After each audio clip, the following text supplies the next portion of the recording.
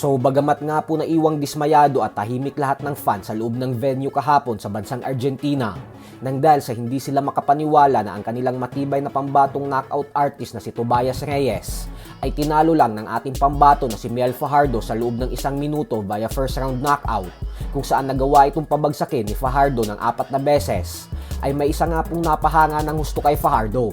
At ito nga po ay walang iba kundi ang isang Argentine referee sa nasabing event. Talaga po kasing pumunta pa ito sa locker room ng kampo ni Mel Fajardo pagkatapos ng laban para lamang hingin ang hand wraps nito dahil gagawin niyang souvenir, nang dahil sa ang lakas daw ng ginawang pag-knockout ni Fajardo sa kababayan niya. Bukod dyan ay hindi pa ito nakontento dahil ilang minuto lang makalipas ng hingiin niya ang hand wraps ay muli itong bumalik upang papirmahan ito. May nanghihingi ng souvenir. Lagyan mo ng tip para hindi mag-iwalay, tol. Ayusin mo muna. Ayusin mo muna para hindi mag-iwalay. Lagyan mo ng tip. Hindi, kasi sila inspection niya. Hindi. So, Souvenir niya yan. Souvenir niya. Dalawa yung nanghihingi. ¿Dos? Oh. Una. Bueno, thank you. Thank you. Terrible knockout. Terrible knockout. Gracias. Gracias. Oo. Binubo nga kami dito, binubo. Rexo nang inan, kuwang-kuwa yung yung style mo, yung style ng hook mo, kuwang-kuwa talaga ba? Bilib ako?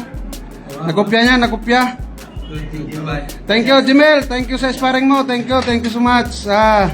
Samantala, dahil nga po sa ipinamalas na performance ni Mel Fajardo, kaya naman agad itong dinayo ng Boxing Commission ng Argentina para kunin ang ihi. Nang sa ganun ay makita nila kung gumamit ba ito ng pinagbabawal na gamot. Hindi pa nakakabihi si Fajardo pagkatapos ng laban ay kinuna na agad ito ng ihi upang sumailalim sa eksaminasyon. Bagay na walang kakaba-kaba na nakipagkooperasyon ang ating pambato. Isang patunay lamang na walang dayang ginawa si Fajardo. Malinis na fighter at natanging natural na lakas ng kamao ang nagdala sa kanya sa tagumpay at walang hiram na bawal na gamot. Dahil sa panalong ito ni Fajardo ay tiyak na hindi siya makakalimutan ng mga boxing fans sa Argentina. Lalo pat siya ang laman ng mga balita sa dyaryo at telebisyon sa bansa nila ngayong araw pagdating sa sports category.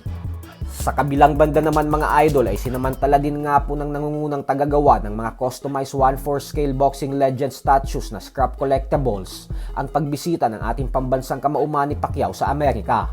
Ito ay matapos nilang gawa ng custom figure statue si Pacquiao at personal nila itong binigay. Madami-dami na ding mga legends ang binigyan nila ng ganitong klaseng estatwa at talaga namang ang gaganda ng mga gawa nila. Bilang isang toy collector na katulad ko ay masayang makakita ng ganito, lalong-lalo na kay Pacquiao. Sports Talk PH, kakaiba ang laban ng mga Pinoy. Lakas at dedikasyon ng armas ng tinuon. Kamaong nagbabaga, ang sayo ay babaon. Mga Pinoy na ating